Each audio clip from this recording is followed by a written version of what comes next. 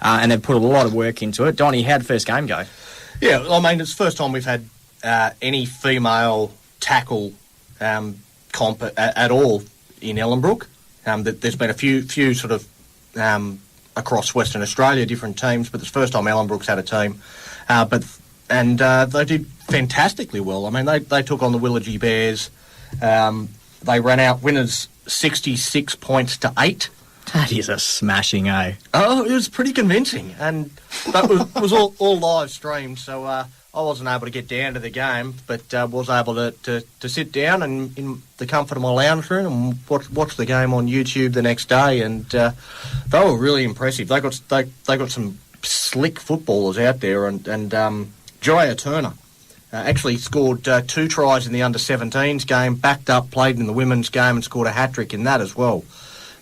She's heading over to Sydney, so she won't be available this week, unfortunately, but she's heading over to Sydney to take part as part of the combined affiliated states team, taking on the Cook Islands. So, she's obviously a very, very talented player, and given that she's playing in the under-17, she's obviously a very, very bright young player as well. Yeah, so absolutely. Big future ahead of her. So 66 points to 8. Tui Cope was the best on ground, though. She scored 2 tries, kicked 4 goals. I think 3 of them were from right on the sideline, and set up 2 or 3 other tries as well. She had a sensational game. Was really hard to handle. And the Willagee Bears, they're a combination of Willagee and Fremantle, so mostly Willagee. Yeah. But they've got state players and different things in their team as well. So. Well, I mean, and that is, we spoke to Stacey last week, and you could tell they've pumped so much time and effort into this team. So for a first result to come out like that, you'd be feeling pretty good about yourselves. And like the Rabbitohs just seem to be that side that just keeps on rolling, keep on having success. They had a really good successful story with the men's side for the first season, and now it looks like the women are going to replicate that. So, men, you got to lift your game. Yeah, I mean. I suppose we had the same with the girls too, winning their back-to-back premiers. So yeah, exactly. The women are putting the blokes to shame a little bit, but yeah, I mean it's a good weekend, I suppose. All down at the local ground. Yeah. I suppose the disappointing thing from the point of view of the competition, so particularly the senior competition, was the margins. 66 points to 8 was Ellenbrook beating Willagee. And remarkably, that was the closest game of the day. So the other 2 games were even bigger margins, 88-0 and 64-0. So hopefully get some closer games. That is a long day. You'd be pretty stoked being the opposition that actually scores 2 tries in a losing game. I can't wait till we play you guys. Yeah. So in the lower grades, also like the younger grades, there were some closer games. Yeah. Unfortunately, the Bunnies lost the under-14s and the under-17s. So under-17s, we went down 50 points to 18 to the Rockingham Sharks. Rockingham Sharks have been... they were in the grand final. Yeah. At NRL. I mean, they're obviously a really good, strong club as well. So... Yeah, I mean, they got a really strong junior base as well. They have done for years, and... they've obviously that filters all the way down to the women's. It's not just the boys; it's the girls as well. But yeah, I watched some highlights of that. Manu Cribb is a bloke that does lots of sort of camera work and stuff for the league, and he's got his own site, and he sort of put up some highlights of that game. And the Rockingham Sharks, they look a really good team. The under-17s from Ellenbrook, they'll go close to probably making the grand final. I'd say Rockingham Ellenbrook grand final wouldn't be out of the question in the under-17s. Stacey's team, so Stacey's coaching the under-14s, they also went down. They lost 28 points to 12 in their game against Willagee. So that's a nice close one at least. A lot closer than the others. And like you said, that it's the first round that a lot of the players hadn't played rugby league at all up until this week. Up until they started training. So it's 28-12, still a respectable scoreline. But the seniors, that's an awesome. And I know we've spoken about it a few times with rugby, but that's a really good combined effort as far as your defence and your attack goes. You've held them to 2 tries, and you've scored a ton yourself. That's a really, really good effort by the girls. Yeah, so yeah, We'll have to try good it. thing. So probably the last home game for Ellenbrook this weekend coming up. We play Kalamunda. I don't think we're the last game. I don't think we're the main game. So I don't think Ellenbrook's the game that's being live streamed. But so if you want to see the Rabbitohs run around again, you're going to have to get down to the ground to watch it yourself. And Jeray Turner's not going to be there this week. She'll be out, but everybody else, How long all the is other she out girls will for? be there. Sorry? How long is she over east for? It's just the one weekend, so they're just over to Sydney this weekend to take on the Cook Islands. It's looks like a pretty good day. We posted it on our page earlier. There's a heap of other games going on throughout the day, but it's the Cook Islands taking on our girls is the main match that day. So it should be good over in Sydney. But yeah. Oh well, good luck to Jeray over with the girls for representing WA. We'll have to see if we can get her on the show when she gets back, because that'll be it's absolutely something different. Yeah, we're certainly looking to get Baden. Her old man was originally supposed to be in instead of Stacey, but he's probably the busiest man in the world. He's got so many different things going on that he wasn't able to come in. So Stacey got voluntold at the last minute. And, Stacey did a good job at very short notice last week. I think you'll agree. No, I definitely agree. Right, we'll be back in a moment, and we're going to get stuck into the Speedway. This is In the Sheds with Albie, Brucey and Donny. Check us out on Facebook or Twitter @TheSheds885. And you're back. You're listening to In the Sheds with Albie, Brucey and Donny. You can get us on Twitter at TheSheds885, or you can get us on Facebook.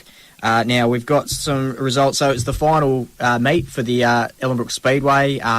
Luckily, the weather held out relatively well. The guys, obviously, they had to do a lot of work to make sure the track was up to scratch each day, just with a bit of rain here and there. But we got the results through. Now, I'm going to let you kick us off, Donny, because I know you've got a bit of info on the street stock champion in Hayden Norman. Yeah, Hayden Norman got the win.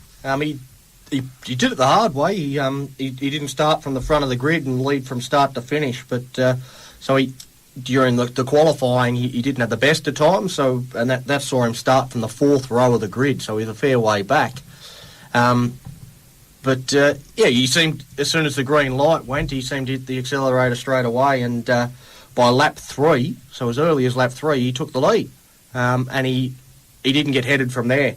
There was obviously a few things that happened during the course of the race. So Josh Martinelli unfortunately crashed out of the race on lap 6, which brought the field really, really close together, which meant it was a bit frenetic after that. But Hayden Norman did a fantastic job, managed to hold on to win. Luke Fraser finished second, and Peter Hutchins, if you're a horse racing fan, he certainly one to put in your black book, because he finished with he finished very, very strongly. Flew home late to get that podium finished. Phil Leitchleet looked like he'd done a bit of a Bradbury and got third spot when Peter Herbert retired due to mechanical failure. But Peter was able to get past him and take third spot. So. Real good race. Yeah, and that's a great effort. So I've got the other results here. We've got the production sedans went to Barry Rose, the late models to Brad Blake, the new start juniors, Bo Oldfield, Kane Deller and Jay Pack. So good work to the young fellas there. And the 360 sprint cars was Caden Manders, but I want to make a mention, Jamie Oldfield in third. So Jamie won the Brian Rose Memorial only a couple of weeks ago, and that was in the late models.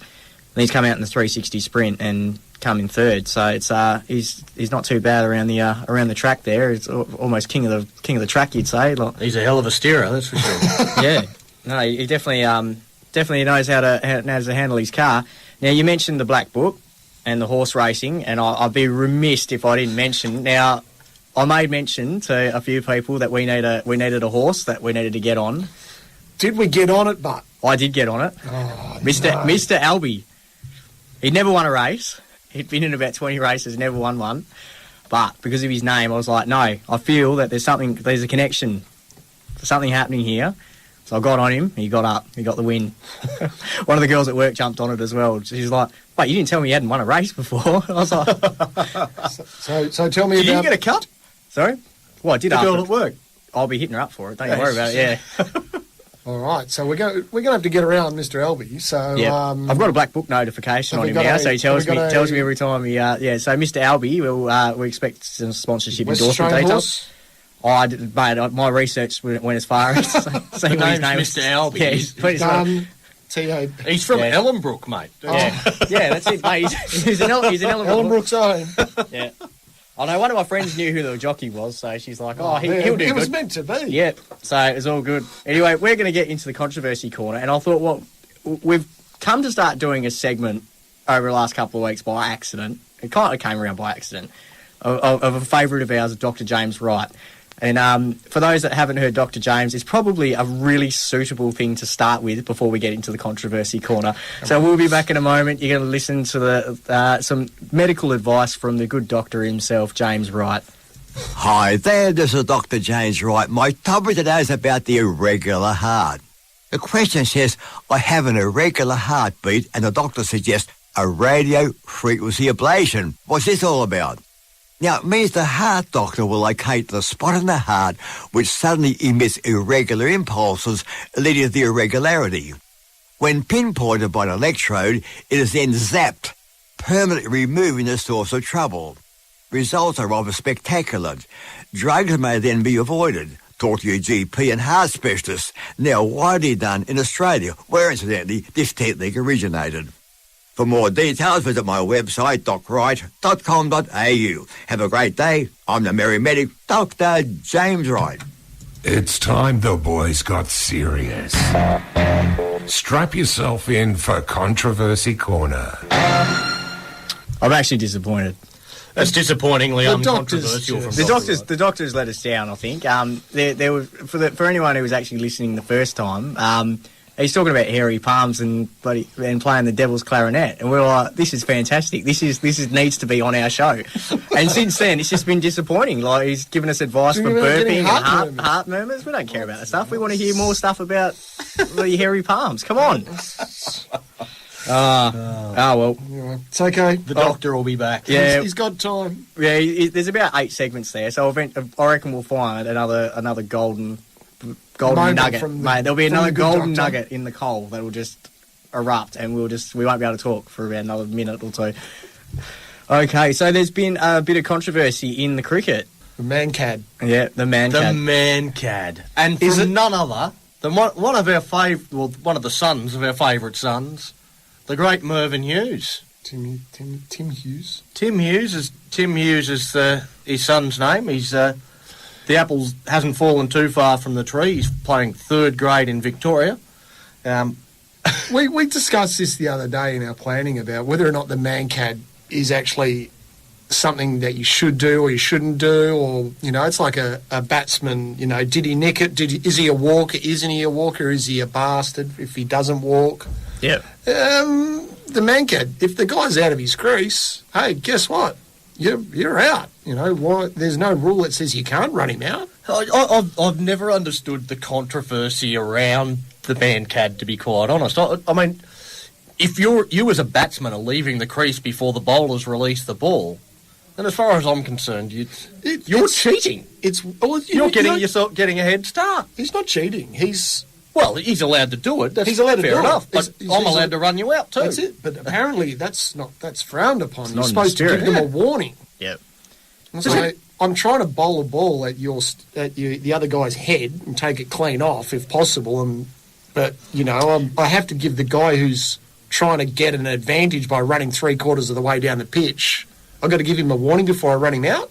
Well, the thing with the man-cad as well is, now correct me if I'm wrong, but with the bowlers, once they start their run-up, if they stop their run-up, isn't that classed as a dead ball, though? They can run in. I believe they can run in and just basically just take the bails off. They can go through. I've got my bowling technique down pat then. Yeah. I think from reading the article about the Tim Hughes one, I mean, this is basically an excuse to talk about the man-cad more so than the actual incident that happened. But Yeah, there was mention of some changing in the ECC rules or the international rules, and that they'd gone through it